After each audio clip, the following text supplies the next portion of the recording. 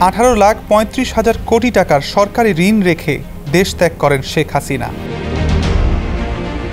দেশি ও বিদেশি উৎস থেকে এই ঋণ নেওয়া হয়েছে।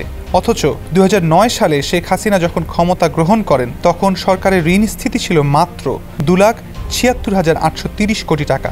সে হিসাবে আওয়ামী লীগের 10 দশকের শাসনামলেই সরকারের ঋণ স্থিতি 15,58,206 কোটি টাকা বেড়েছে, যা সরকারের মোট ঋণের প্রায় 85%।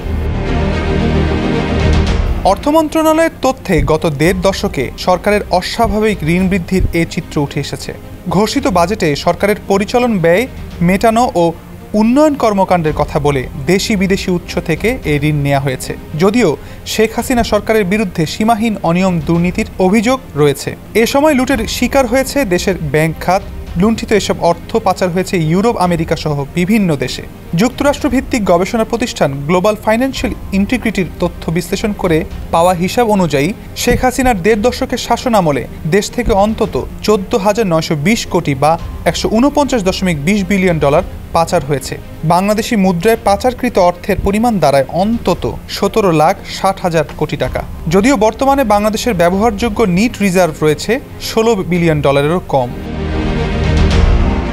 2009 সালের নির্বাচনে বিজয়ের পর শেখ হাসিনা প্রধানমন্ত্রী হিসেবে দায়িত্ব নেন 6 জানুয়ারি। ওই বছরের 31 ডিসেম্বর পর্যন্ত দেশের ব্যাংক খাতে খেলাপি ঋণের পরিমাণ ছিল মাত্র 22,482 কোটি টাকা। 2024 সালের মার্চে এসে খেলাপি ঋণের পরিমাণ 1,82,000 কোটি টাকা ছাড়িয়ে যায়। ছাত্র জনতার গণ অভ্যুত্থানে শেখ হাসিনা দেশ ত্যাগের সময় দেশে খেলাপি ঋণের পরিমাণ অন্তত 2 লাখ কোটি টাকা ছাড়িয়েছে বলে বাংলাদেশ ব্যাংক সূত্রে জানা গেছে।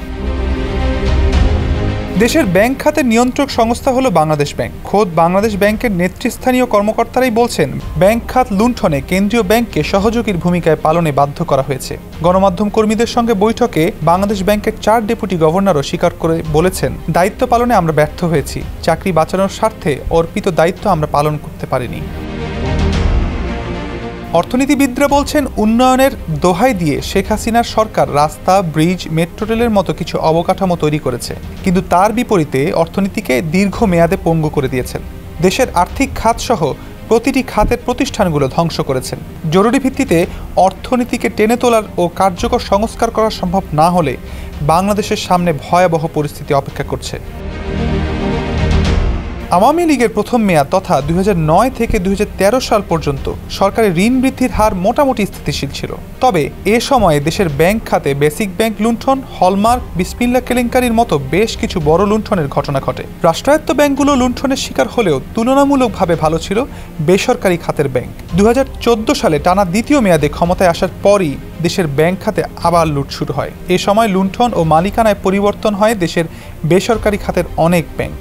দেশের সবচেয়ে বড় ব্যাংক ইসলামী ব্যাংক বাংলাদেশ লিমিটেড, সোশ্যাল ইসলামী ব্যাংক সহ অনেক ব্যাংক থেকেই মূল উদ্যোক্তারা ছিটকে পড়েন।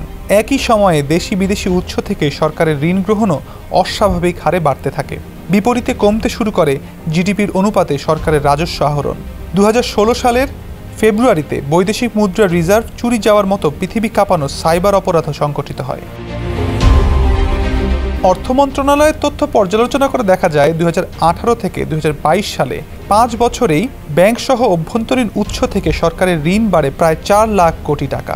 2017 সালের ডিসেম্বর শেষেও অভ্যন্তরীণ উৎস থেকে সরকারের মোট ঋণ ছিল 3,20,272 কোটি টাকা। 2022 সালের শেষে তা 7,17,189 কোটি টাকা ছাড়িয়ে যায়। ব্যাংক খাতে সরকারকে ঋণ দিতে ব্যর্থ হলে গত বছর বাংলাদেশ ব্যাংক নিজেই নতুন টাকা ছাপিয়ে সরকারকে ঋণ দেয়।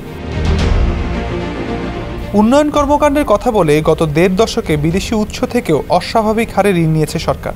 2010 সালেও বিদেশি উৎস থেকে নেওয়া সরকারের ঋণ স্থিতি ছিল মাত্র $20.33 বিলিয়ন। অর্থ মন্ত্রণালয়ের তথ্য বলছে 2023 সালের ফেব্রুয়ারিতে এসে এই ঋণের স্থিতি $59.21 বিলিয়ন গিয়ে ঠেকে। সুইজারল্যান্ডের কেন্দ্রীয় ব্যাংক সুইস ন্যাশনাল ব্যাংকের তথ্যানুসারে 2021 সালে দেশটিতে বাংলাদেশিদের জমা অর্থের পরিমাণ ছিল 87,11,11,000 সুইস ফ্রাঙ্ক। এটি ছিল দেশটিতে বাংলাদেশিদের জমানো সবচেয়ে বেশি অর্থ।